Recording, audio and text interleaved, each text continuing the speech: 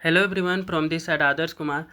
आप सबके लिए इम्पॉर्टेंट अपडेट है। आपका यूनियन पब्लिक सर्विस कमीशन के द्वारा कंबाइंड डिफेंस सर्विस के लिए सीटीएस के एग्ज़ाम के लिए नोटिफिकेशन निकाला गया है। ठीक है, 2025 का ये नोटिफिकेशन है। इसमें क्या क्या इंपॉर्टेंट डेट है वो सब जानकारियों को डिटेल में हम समझने वाले हैं। ठीक है, तो यहाँ पे जो है कि इम्पॉर्टेंट डेट की बात करें कि ये फॉर्म जो है कि कब से फिलअप करना स्टार्ट हो रहा है, तो ये फॉर्म है आपका 28 मई 2025 से भराना स्टार्ट हो गया है। ठीक है, आप इसको लास्ट 17 जून 2025 तक ही अप्लाई कर सकते हैं। ठीक है, तो 17 जून 2025 से पहले आपको इस फॉर्म को अप्लाई कर देना है। ठीक है, सो दैट किसी टाइप का एप्लीकेशन को फॉर्म को फिलअप करने में प्रॉब्लम्स ना आए। ठीक है, जैसे सर्वर प्रॉब्लम्स अदर प्रॉब्लम्स आ जाते हैं। ठीक है, तो आप इसको पहले ही अप्लाई कर दे यहाँ पे जो रिक्वायर्ड डॉक्यूमेंट है उनके साथ में। ठीक है, तो पे एग्जामिनेशन फ़ी लास्ट डेट आपका 17 जून 2025 रखा गया है। ठीक है, एग्जामिनेशन फ़ी को पेमेंट करने का भी लास्ट डेट यहाँ पे 17 जून 2025 ही रखा गया है।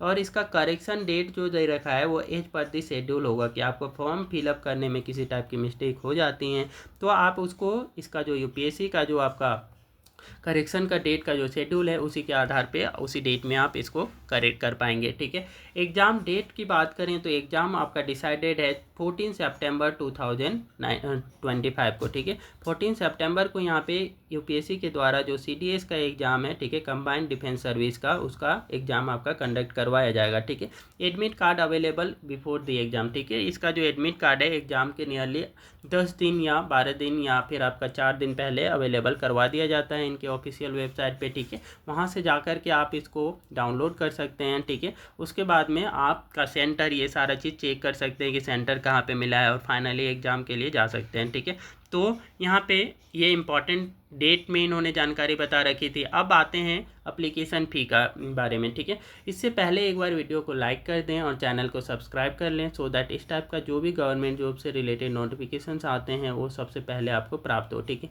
एप्लीकेशन फ़ी की बात करें तो जनरल हो गया, अदर बैकवर्ड क्लास हो गया और इकोनॉमिकली वीकर सेक्शन हो गया। ठीक है, ईडब्ल्यूएस। ठीक है, तो इनको 200 रुपये लगने वाले हैं। ठीक है, ओबीसी, ईडब्ल्यूएस और जनरल कैटेगरी के कैंडिडेट को। ठीक है, वही शेड्यूल कास्ट और शेड्यूल ट्राइब्स के हैं, ठीक है, या फीमेल हैं, किसी भी कैटेगरी के जो फीमेल हैं उनको कोई आपका पेमेंट नहीं करना है, जीरो पेमेंट है। ठीक है, तो मतलब एससी एसटी और फीमेल के कैंडिडेट को यहाँ पे कोई पेमेंट नहीं लगने वाली है इस फॉर्म को, सीडीएस के फॉर्म को अप्लाई करने के लिए। ठीक है, एग्जामिनेशन फ़ी जो है आप यहाँ पे क्रेडिट कार्ड के थ्रू, डेबिट कार्ड के थ्रू और नेट बैंकिंग के मोड के थ्रू यहाँ पे पेमेंट कर पाएंगे। ठीक है, और पे एक the exam fee through the e challan के भी मोड पे भी आप क्या कर सकते हैं, इसका पेमेंट कर सकते हैं। ठीक है, तो ये थी एप्लीकेशन फ़ी से रिलेटेड इंपॉर्टेंट जानकारी। ठीक है, अब आते हैं हमारा कि इसके जो है कि यूपीएससी सीडीएस का जो है कंबाइंड डिफेंस सर्विस की एलिजिबिलिटी का, कि इसमें क्या क्वालिफिकेशंस मांगी गई हैं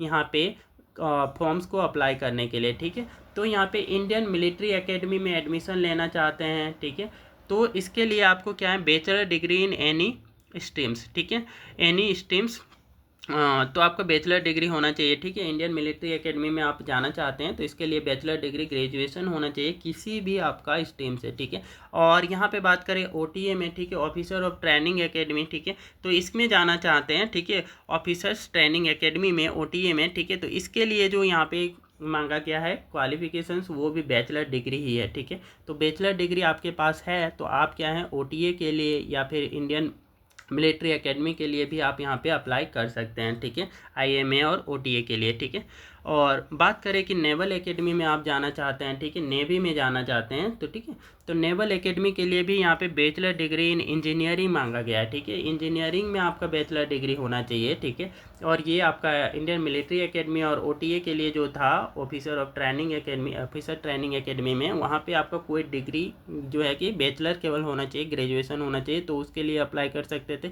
लेकिन नेवी के लिए यहाँ पे इंजीनियरिंग होना चाहिए, ठीक है, बैचलर में। ठीक है, तभी जा कर के आप क्या है, नेवी के फॉर्म को अप्लाई कर पाएंगे। ठीक है, एयरफोर्स की बात करें तो एयरफोर्स के लिए जो यहाँ पे क्वालिफिकेशंस मांगी गई हैं वो bachelor degree in any streams with physics, and math in 10+2 level, ठीक है, कि आपका बैचलर डिग्री है, आपका ग्रेजुएशन है, ठीक है, लेकिन ग्रेजुएशन में फिजिक्स एंड मैथ होना कंपलसरी है, ठीक है, 10+2 लेवल में, ठीक है, सॉरी यहाँ पे 10+2 लेवल में जब आप पास किए हुए थे, मतलब 12th जब पास किए थे, तो फिजिक्स एंड मैथ आपका 10+2 में आपका होना चाहिए, तभी आप इस फॉर्म को अप्लाई कर सकते हैं, ठीक है। ग्रेजुएशन में bachelor degree in any stream है, तो ग्रेजुएशन आपने क्या है किसी भी स्ट्रीम से कर रखा है, ठीक है, तो आप अप्लाई कर सकते हैं, लेकिन 10+2 जो होना चाहिए वो उसमें मैथ और फिजिक्स कंपलसरी होना चाहिए, ठीक है। एयरफोर्स के लिए ये आपका क्वालिफिकेशंस मांगी गई हैं, ठीक है। तो ये थी इंपॉर्टेंट अपडेट आपका क्वालिफिकेशन से रिलेटेड डिफरेंट पोस्ट के लिए, एयरफोर्स के लिए हो गया, नेवी के लिए हो गया, ठीक है, और यहाँ पे इंडियन मिलिट्री एकेडमी और ऑफिसर ट्रेनिंग एकेडमी के लिए हो गए, ठीक है। आगे की जानकारी में आते हैं, तो CDS का जो एज लिमिट रखा गया है, ठीक है, UPSC के द्वारा कि कितना आपका एज लिमिट होना चाहिए तभी आप इस फॉर्म को अप्लाई कर सकते हैं, ठीक है।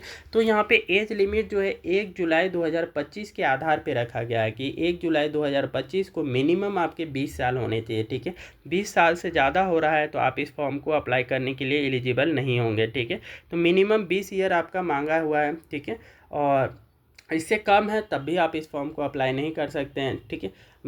सॉरी 24 साल मैक्सिमम है, ठीक है, मिनिमम आपका 20 ईयर है, ठीक है, कि 20 साल से कम है, ठीक है, तो आप इसको अप्लाई नहीं कर सकते हैं, वो भी 1 जुलाई 2025 के आधार पर, और इससे ज़्यादा होना चाहिए, है ना, लेकिन 24 साल से कम होना चाहिए। मैक्सिमम एज कितना दे रखा है, 24 ईयर दे रखा है, वो भी आपका 1 जुलाई 2025 के आधार पर, ठीक है। तो मैक्सिमम एज का ध्यान रखना है कि मैक्सिमम आपका 24 साल होना चाहिए 1 जुलाई 2025 के आधार पर, मतलब कि 20 से लेकर के 24 साल के जो कैंडिडेट हैं वो इस फॉर्म को यहाँ पे अप्लाई कर पाएंगे, ठीक है। तो for the post wise detail, आप पोस्ट वाइज डिटेल जानना चाहते हैं तो इसके नोटिफिकेशंस के पेज पे जाकर के यहाँ पे रीड कर सकते हैं, ठीक है, कि कौन से पोस्ट के लिए और क्या क्या हमारे पास क्वालिफिकेशंस और अदर एलिजिबिलिटीज़ है, ठीक है। यहाँ पे बेसिक जो इनकी डिटेल्स थी वो आपको क्लियरली बता दें कि क्या क्या चीज़ों की रिक्वायरमेंट है, ठीक है। तो एज कितनी होनी चाहिए, क्या आपका क्वालिफिकेशंस होना चाहिए, ग्रेजुएशन किस में होनी चाहिए, तो वो सारी जानकारियाँ आपको क्लियरली यहाँ पे एक्सप्लेन कर दी हैं, ठीक है। अब आते हैं हमारा वैकेंसी डिटेल्स में, ठीक है, कि वैकेंसी डिटेल में आपका यहाँ पे जो बता रखा है, ठीक है, डिफरेंट पोस्ट के लिए वो टोटल सीट नहीं बता रखे हैं, टोटल पोस्ट नहीं बता रखे, लेकिन यहाँ पे इन्होंने जो पोस्ट हैं वो किस किस पोस्ट के लिए ये जो है कि निकाले गए हैं। तो पोस्ट का नाम जो दे रखा है वो है कि इंडियन मिलिट्री एकेडमी के लिए है, ठीक है, तो IMA, ठीक है। एयरफोर्स के लिए रखा है, इन्होंने एग्ज़ाम ले रहे हैं, ठीक है, CDS का एग्ज़ाम एयरफोर्स के लिए हो रहा है, ठीक है।